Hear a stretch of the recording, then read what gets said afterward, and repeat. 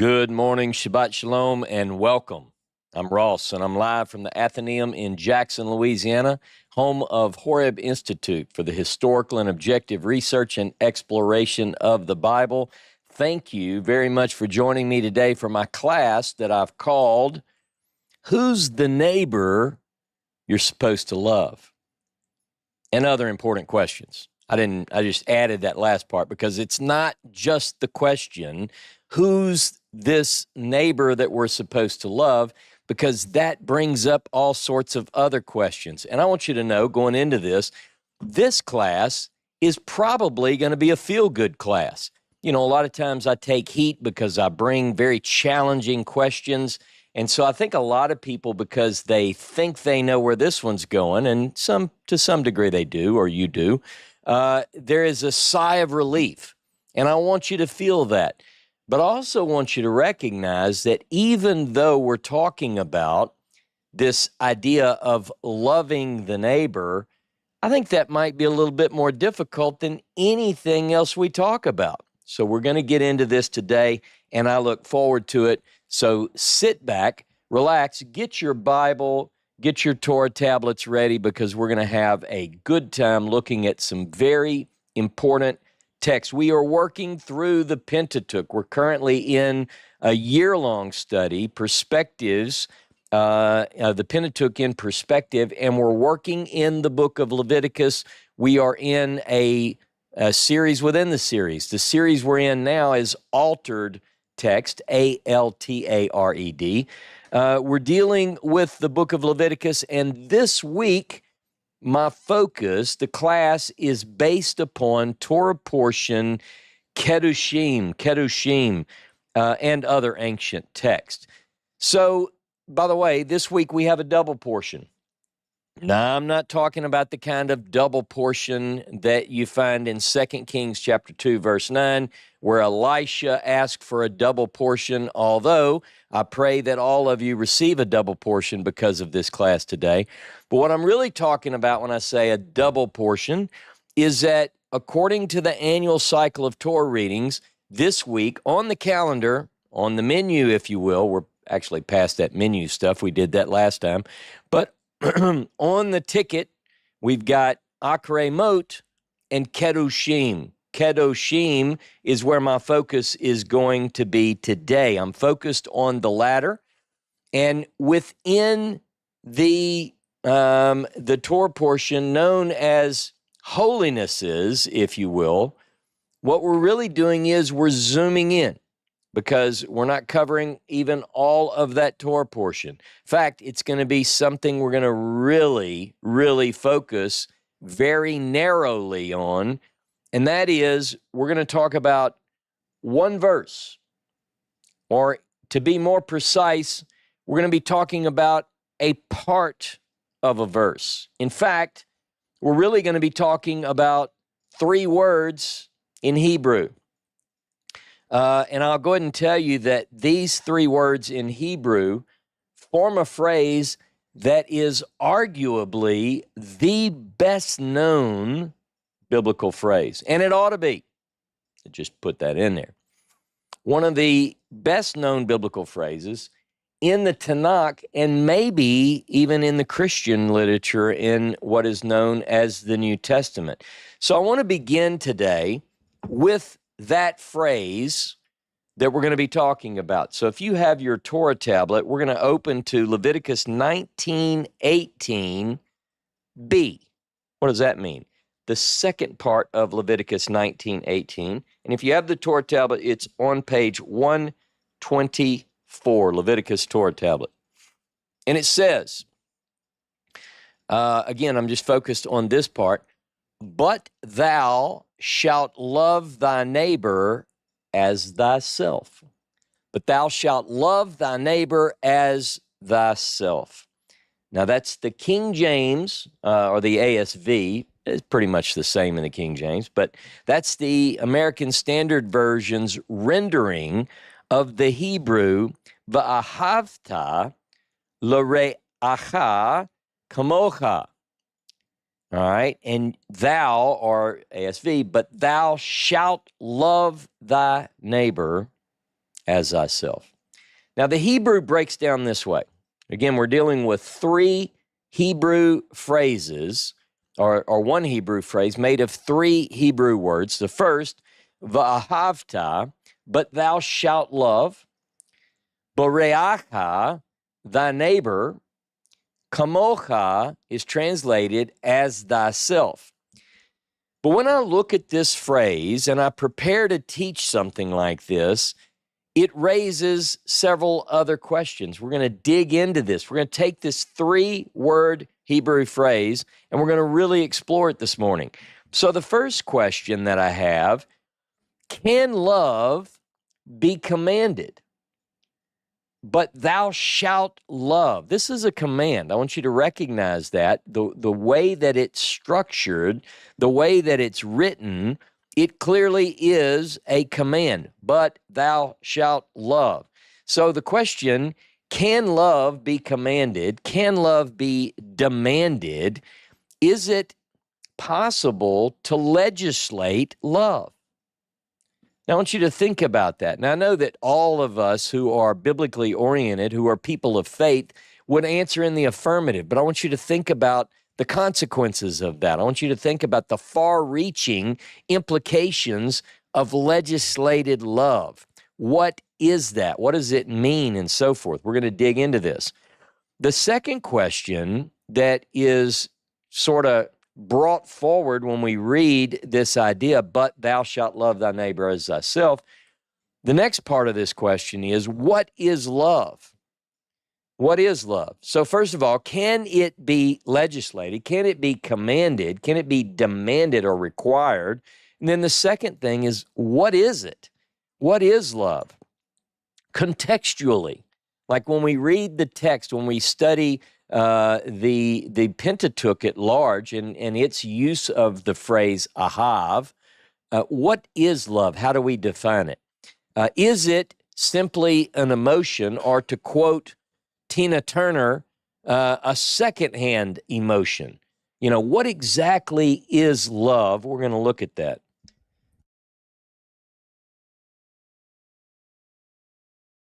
Next is, what is meant by neighbor? Now, I sort of focused in on this part of the question, or the questions, when I came up with the title, what is meant by neighbor? So I would then break that down and ask several other related questions. Who is your neighbor? Or as the title of this class puts it, who's the neighbor you're supposed to love? Now, all of us have seen the jokes, or maybe even told them ourselves, where, you know, someone might call you on the carpet for the way you treat somebody, and maybe even remind you of your obligation in faith. You know, you're supposed to love your neighbor as yourself, and you say, that person doesn't live by me. So what is neighbor? Does neighbor indicate something very narrowly defined, or should we open up the parameters?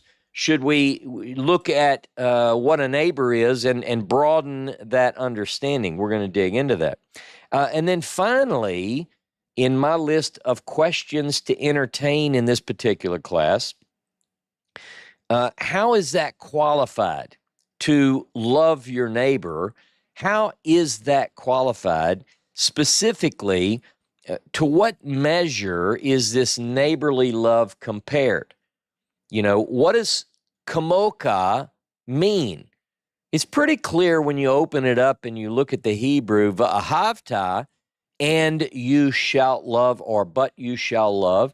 And then, of course, the next phrase is pretty easy. Your neighbor, although that form of your neighbor is only used in that precise in that precise form 3 times in all the Hebrew Bible, but we're not going to dig that deeply into this. It means your neighbor, and you shall love your neighbor. But what is kamoka? What does it mean as yourself, or as thyself, as it's typically translated? So we're going to start at the top, and we're going to take these ideas and we're going to dig into arguably the best known, and for good reason, phrase in all the Hebrew Bible. All right. So you shall love. We're going to get into some verses in a minute, but let me give you let me frame this in before we look at the individual verses. I want to tell you that when you see the command to love, and I ask the question, can you legislate love? Can it be demanded? Can it be required? Can it be commanded? The answer to that is, according to the Bible, this precise wording, this precise phrase, this precise Hebrew word and the form thereof, va'ahavta, appears 5 times in the Hebrew Bible. 5 times in the Tanakh, in the singular, and you, singular, shall love. All right? 2 times in Leviticus 19, 2 times in Deuteronomy, and then 1 time in Deuteronomy in the plural, ye, the way the Old English of the ASV and the King James would say it, and ye shall love. And then once in the book of Micah. So we're going to take a look at these. We're going to go through these passages because I think it's important to ask that question, can you command love? So open with me, if you've already closed your Torah tablet, back to Leviticus 19. We're going to give a little bit more context to Leviticus 19. So go to page 124 in your Torah tablet. And I'm going to read verse 17 and 18, Leviticus 19, 17 and 18, and it says the following: Thou shalt not hate thy brother in thy heart. Thou shalt surely rebuke thy neighbor, and not bear sin because of him. Thou shalt not take vengeance, nor bear any grudge against the children of thy people, but thou shalt love thy neighbor as thyself. I am Jehovah. Now, the first thing that we should all notice is that there's a lot more to the context than just, and you shall love your neighbor as yourself. Around that are other things that most likely are connected to the idea of loving your neighbor as yourself. You notice that we just covered quite a bit there. Don't hate your brother in your heart. Rebuke your neighbor. What's that about? Not bear sin because of him. Don't take vengeance nor bear a grudge against the children of your people. But, in other words, all of those things, and then it says, but you shall do this. It makes me think, and I believe I'm right, that all of that is connected to the idea of loving your neighbor as yourself. But what is so interesting is I would venture to suggest that many people don't know the rest of that particular pericope, that saying, that command, that set of rules and instructions that are very, very important. Now, even though I say that, we're going to focus more on the context of this when we get into the after-class discussion, and you'll see why. Okay, so again, most people take it out of context, and I'm talking about sages and messiahs, or people who have been claimed to be the Messiah or who claim to be the Messiah. Rabbis and sages and commentators a lot of times will pull just that little phrase out. They even leave off God's signature where he says, I am Yod-Heh-Vav-Heh, or I am Jehovah.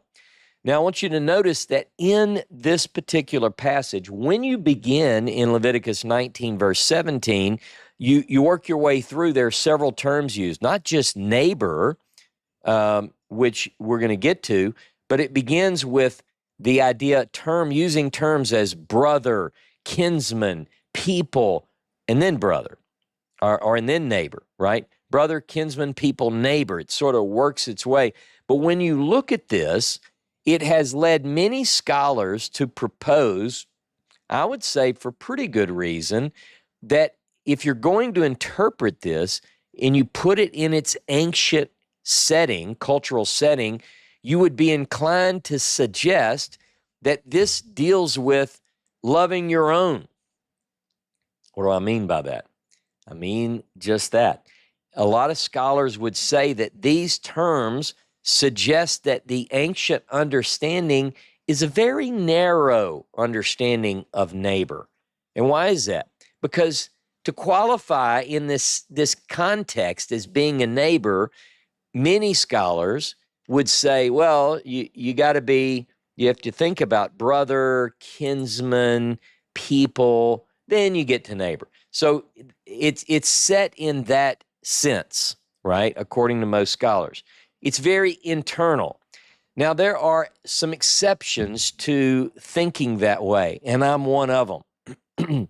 I'm in good company because Richard Elliott Friedman, who is, in my estimation, one of the best scholars of the Hebrew Bible, and so I don't look at it this narrowly.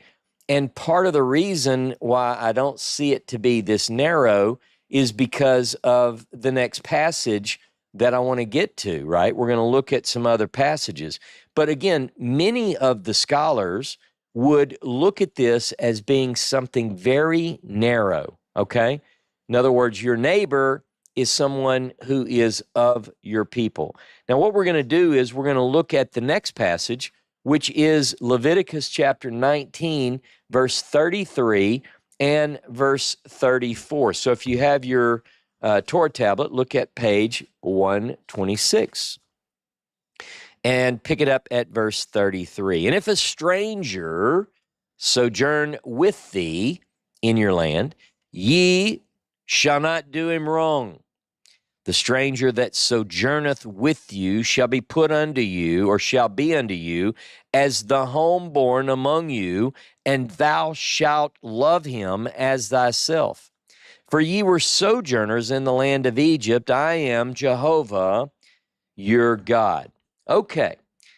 Now, when we read this passage, the first thing I want you to notice is that both Leviticus 19, verse 33 and 34, and Leviticus 19, 18b have something very, very in common. And that is that they both have the word va'ahavta, but thou shalt love, and they have the phrase kamocha, which is translated as yourself or like yourself. So you shall love, in 19:18b, your neighbor, whatever a neighbor is.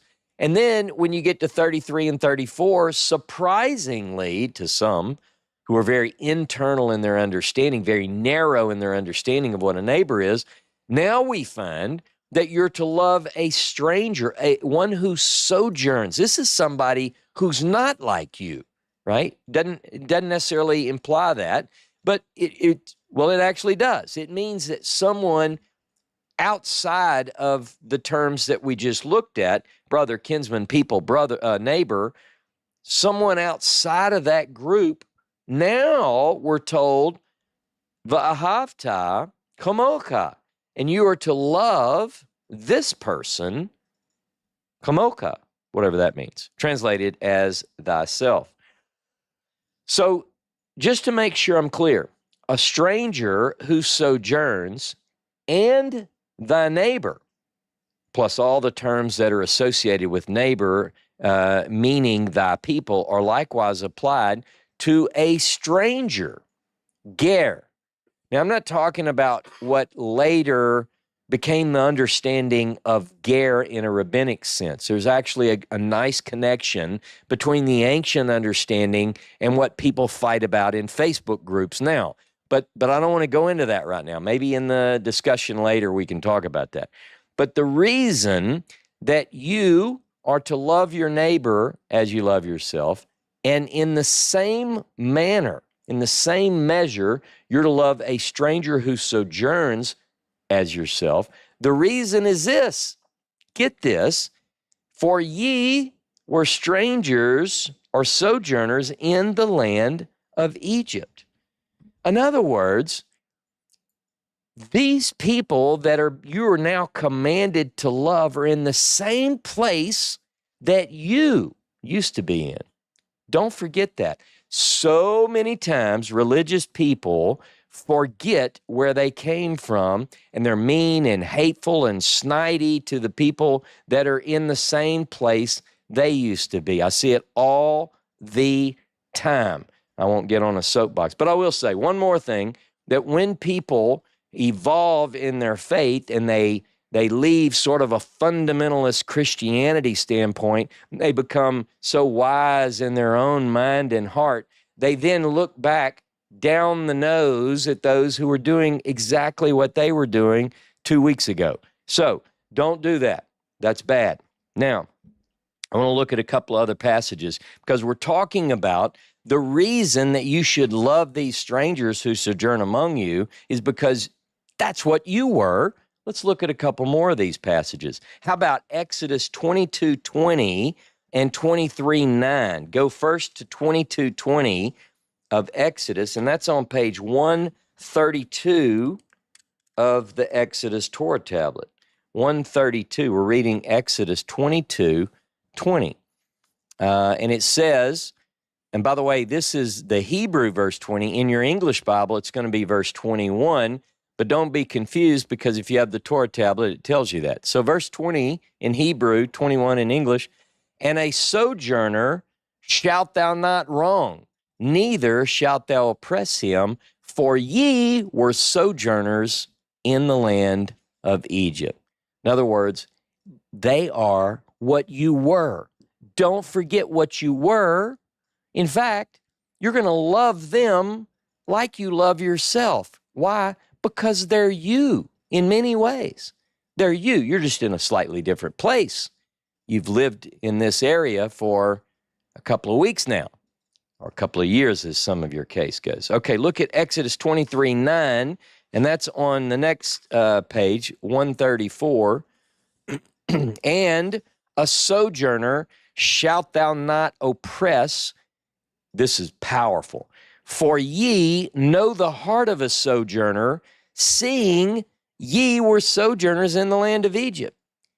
I love these passages. By the way, both of these are from an academic standpoint from the Elohist source. But the idea is very strongly presented in these texts, and I think it's one of the most powerful messages. Don't forget where you came from, people. Love these people. You're commanded to. Now, let me make it even more clear that you're commanded to love them. Look at Deuteronomy chapter 10. Deuteronomy chapter 10 and verse 19. Here we go. You ought to put this on the wall in your house so you don't forget it. Deuteronomy 10:19 says, here we go. You shall also love the stranger. You shall love the stranger, for you were strangers in the land of Egypt. For you were strangers in the land of Egypt. Now, by the way, in this particular passage, it's slightly different than the other examples that I gave, because here, this command to love, va'ahavta, is the plural form. So whereas va'ahavta is directly at you, the reader, you or the hearer, you, singular, shall love. Here, y'all shall love the stranger. Why? Because that's what you were, right? All right, now, these texts from Leviticus 19, verse 33 and 34, and all those that I read after in Exodus and Deuteronomy, all of these suggest that you open up your understanding of neighbor, right? It's not like you can say, hey, that person is my neighbor and I like them, but that person, I don't have to be nice to them. I'll probably never see them again. Good example, Seth and I in the building in the Athenaeum where we are, right next door is a wonderful young couple. I know them very well. We're good neighbors.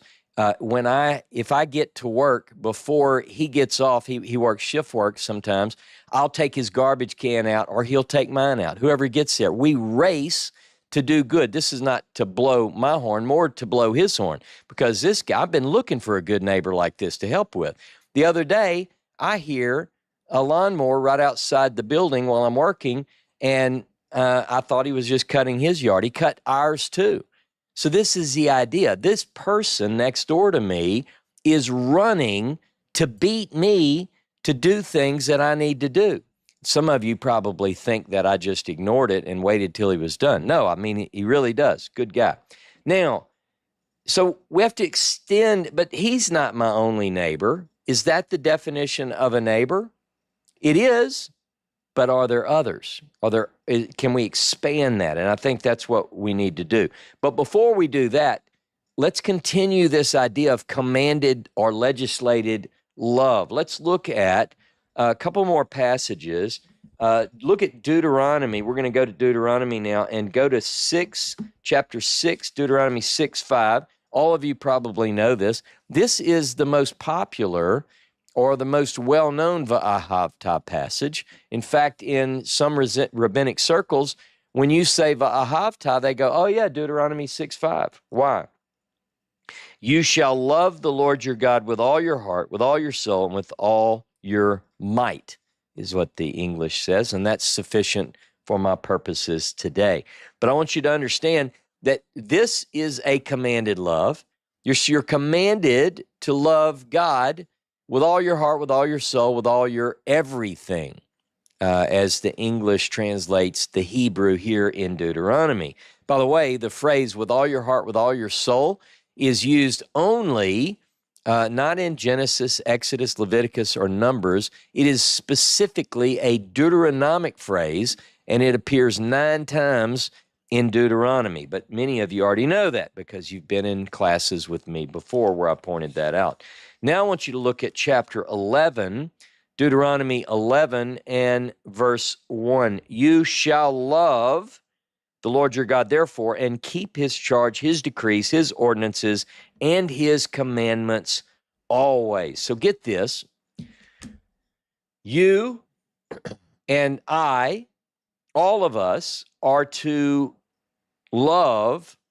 There are commands that are very specific commands, legislation to love. The following: love your neighbor, which we have extended. We no longer are allowed to have a very narrow understanding of neighbor, but we have to open that up.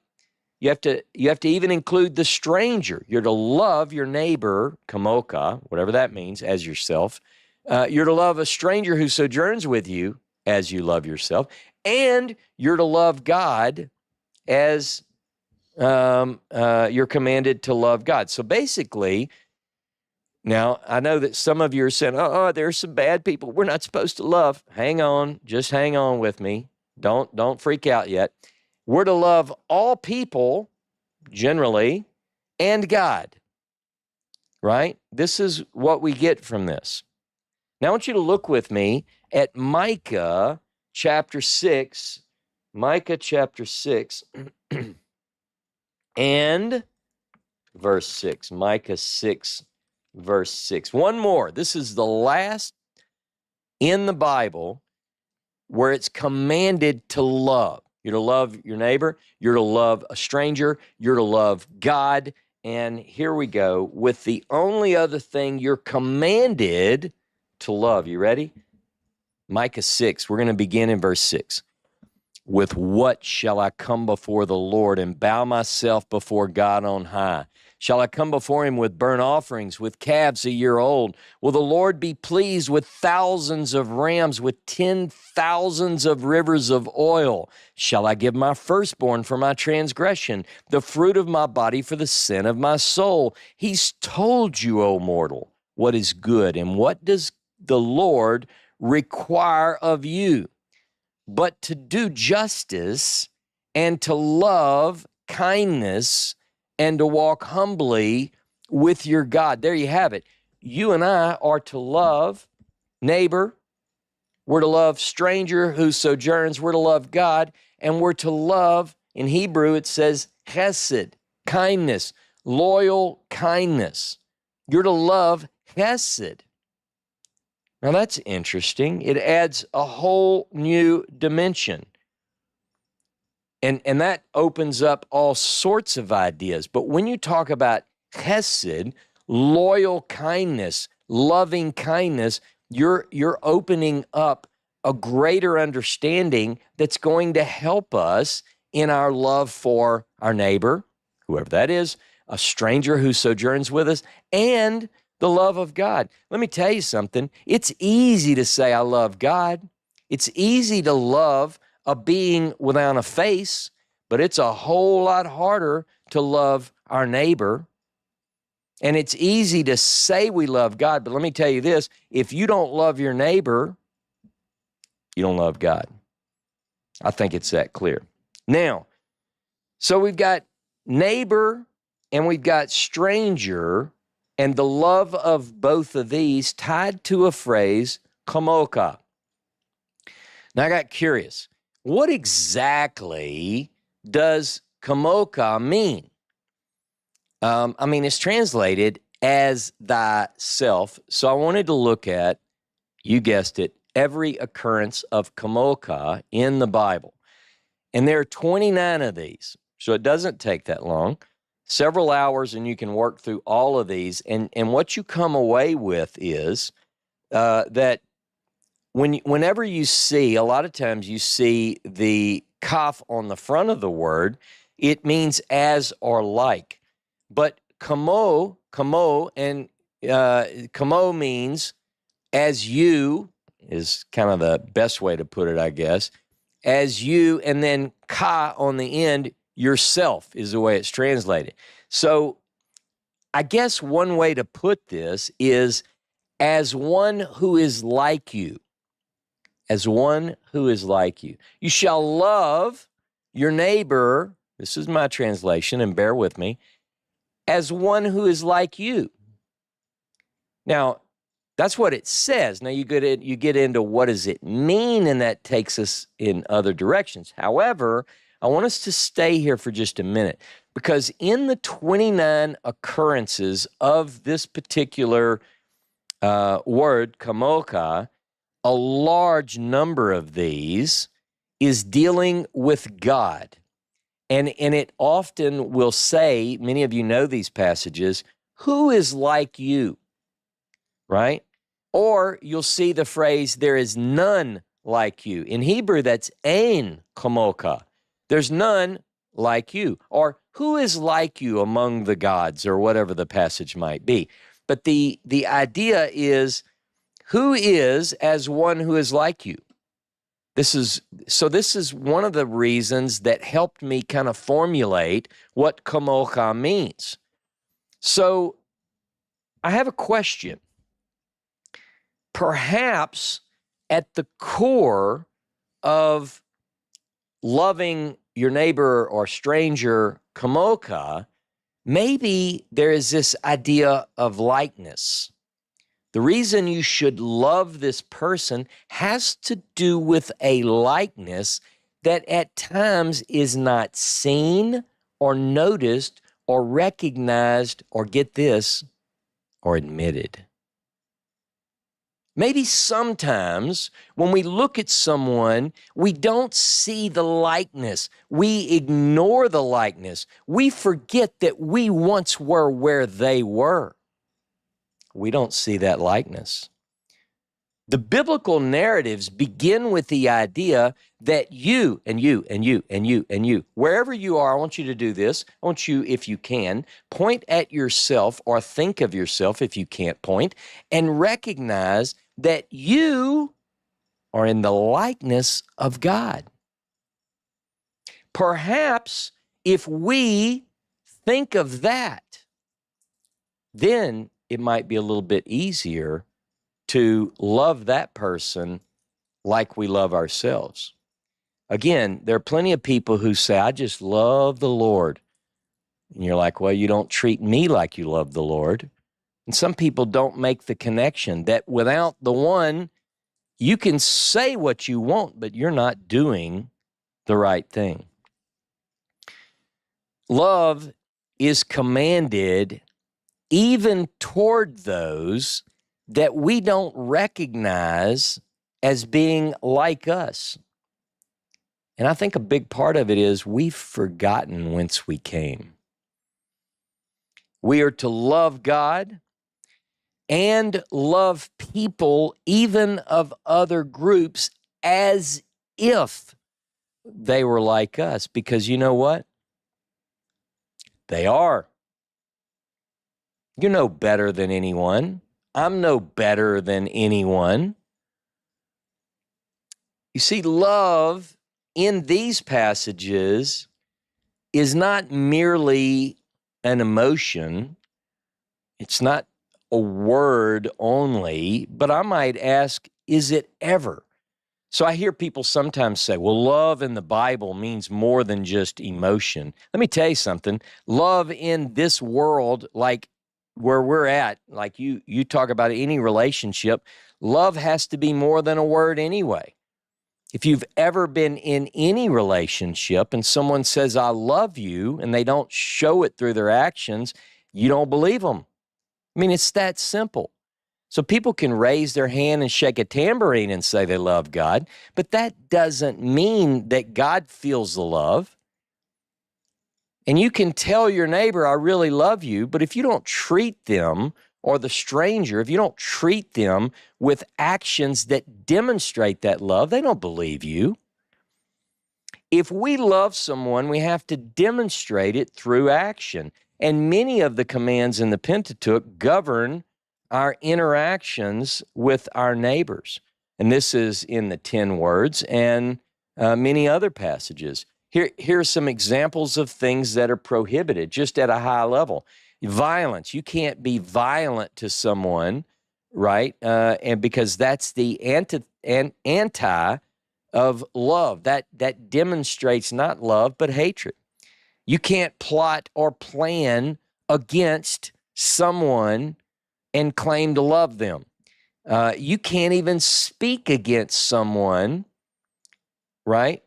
And consider yourself to be someone who loves that person. If you love someone, you're not going to speak about them. You're not going to do violence to them. You're not going to violate the trust of that other person. You're not going to defraud them. You're not going to take things that belong to them, their personal items, their woman, their man, their what. You're not going to do those things.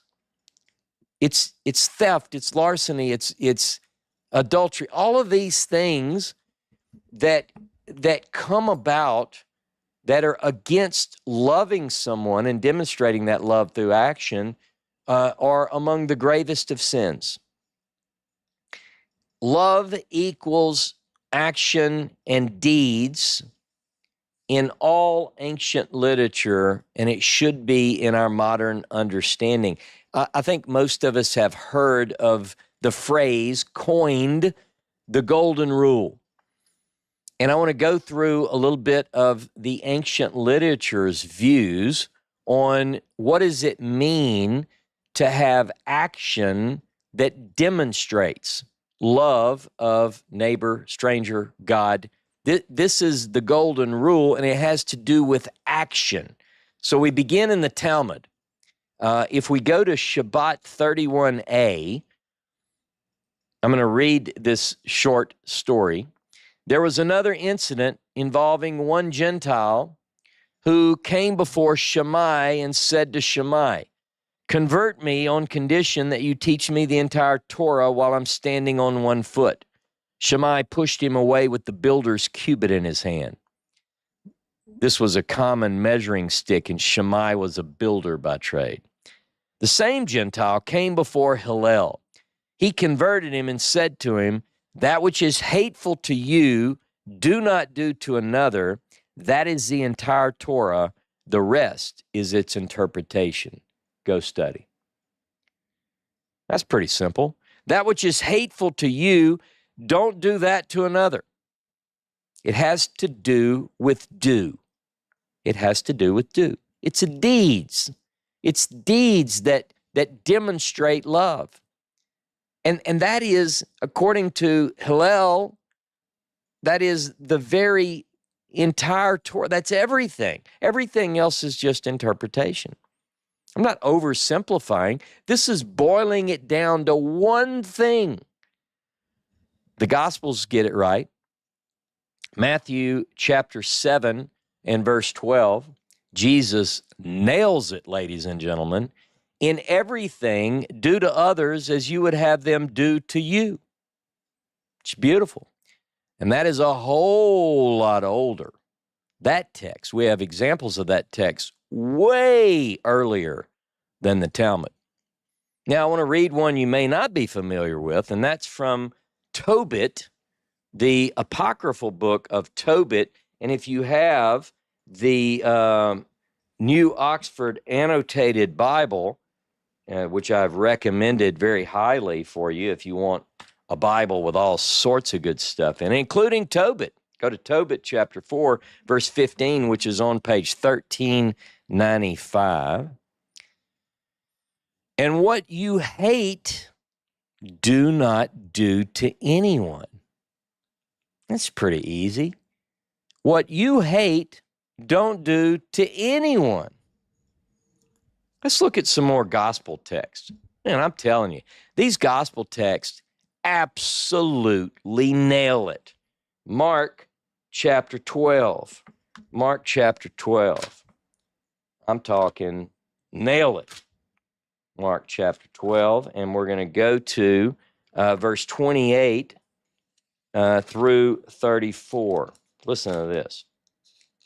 Mark 12, 28 through 34. One of the scribes came near and heard them disputing with one another, and seeing that he answered them well, he asked them, which commandment is the first of all? Jesus answered, the first is, Hear, O Israel, the Lord our God, the Lord is one. You shall love the Lord your God with all your heart, with all your soul, with all your mind, with all your strength. The second is this, you shall love your neighbor as yourself. So he's got two of them in there. V'ahavta, right? Right here.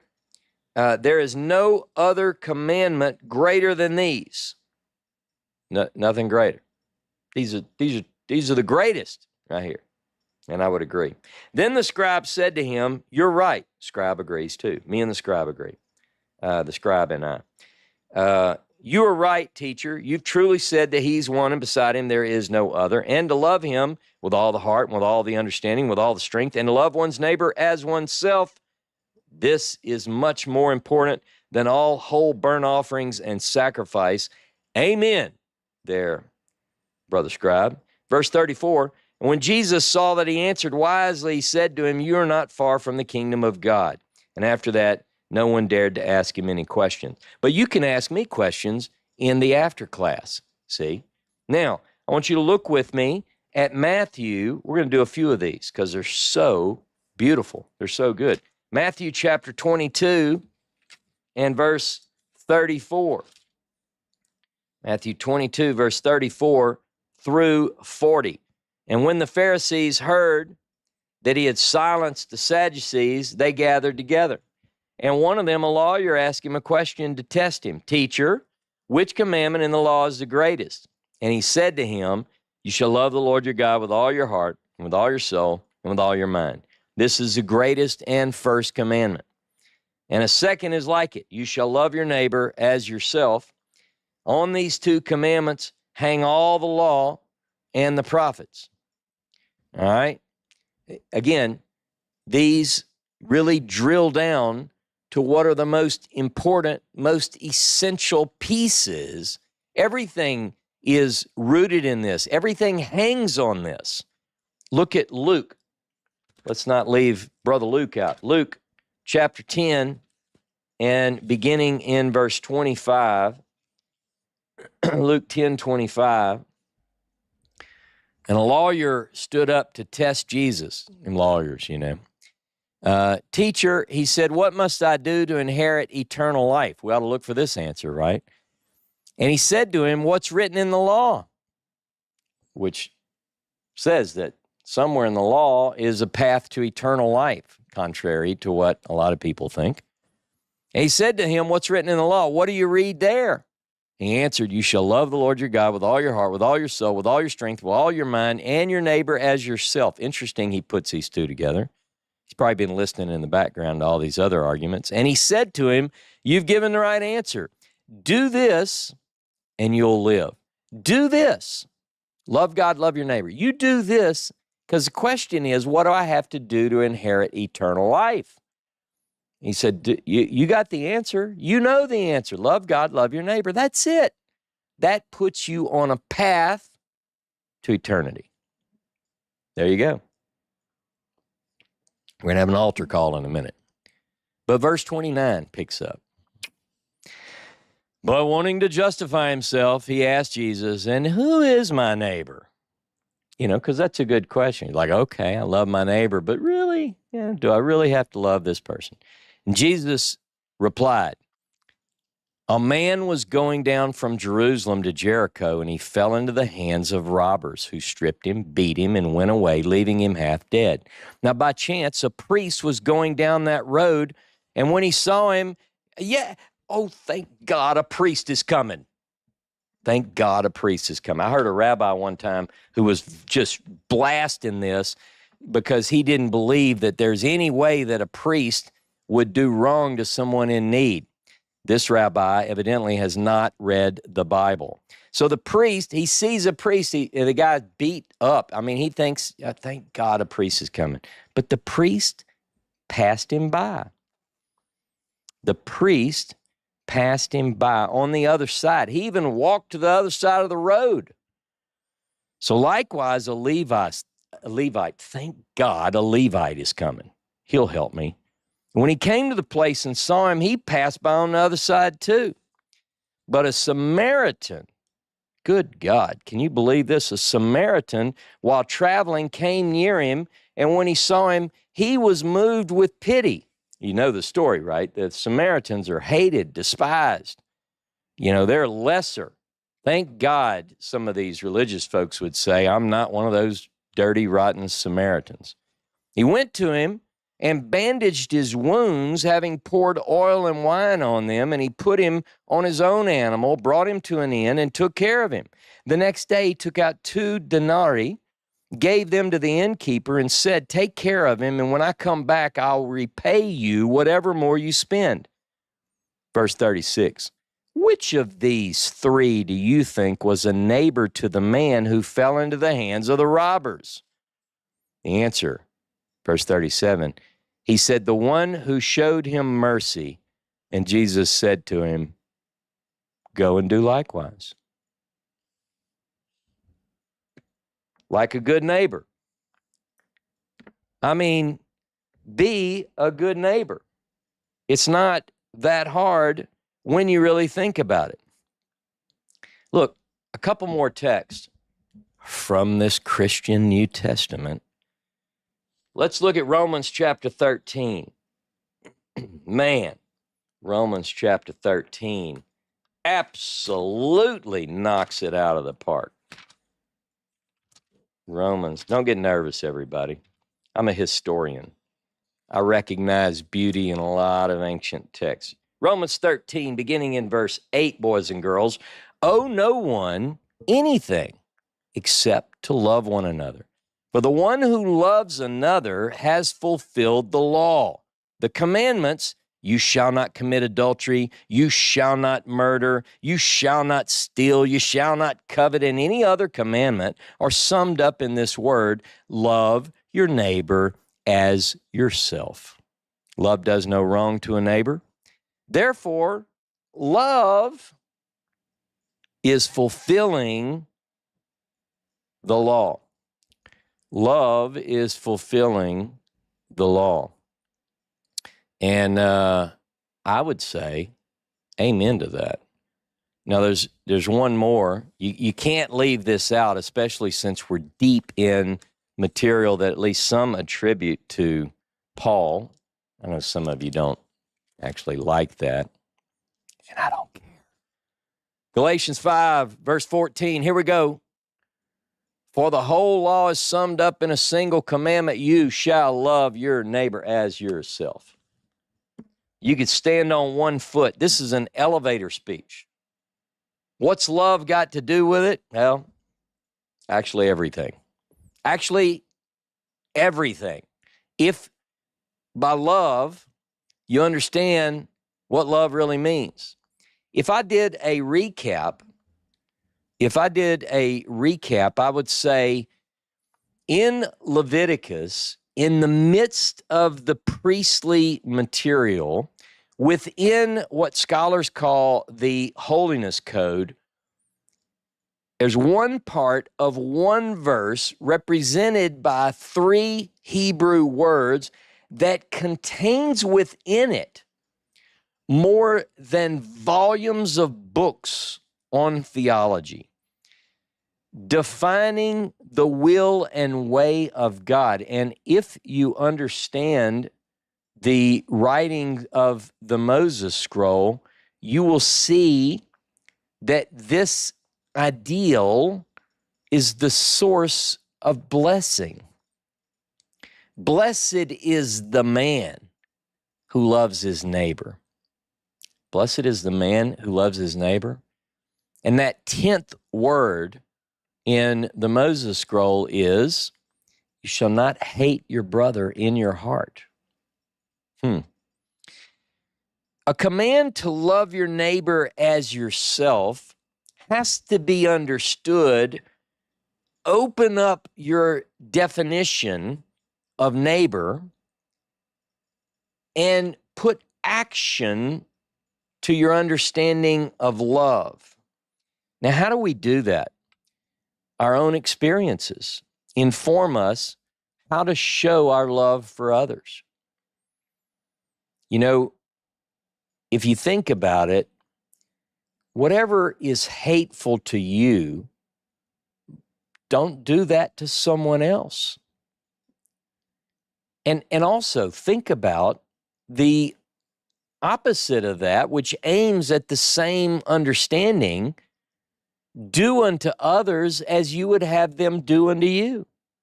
It's not that difficult. This is love of neighbor. And ladies and gentlemen, boys and girls, this is Torah faith. At the core, represented by writings found in the Hebrew Bible, in the Talmud, and in the Christian New Testament. They all got it right. So stop looking down the nose at someone who is slightly different than you. Love that person as someone like you. Because guess what? They really are. All right, now listen up. I want to meet you in the Zoom call. So if you're a member of the Yachad, you know where to get the link. It's either going to be in Discord, it's going to be in YouTube, it's going to be in Patreon. You know how to get there. Use the same link, right? There you go. If you're not yet a member of the Yachad supporting everything we do, then you still get to participate in part of this. There's going to be a YouTube for about 45 minutes of this, so you get to participate a little bit in that. While I have you, let me make a couple of announcements. Seth and I haven't just been sitting around. We've been pretty busy lately, finishing up the conference. The Torah tablet for the book of Numbers, Bamidbar, is almost ready. I think we're going to let that out this week, depending on the publisher. I believe that's going to be available. So get ready. We're going to advertise that because it's at the end of May.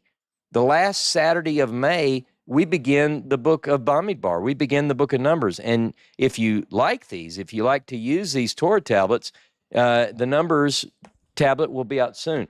Next point, many of you know this book. These are the words, Essential Biblical Hebrew Vocabulary.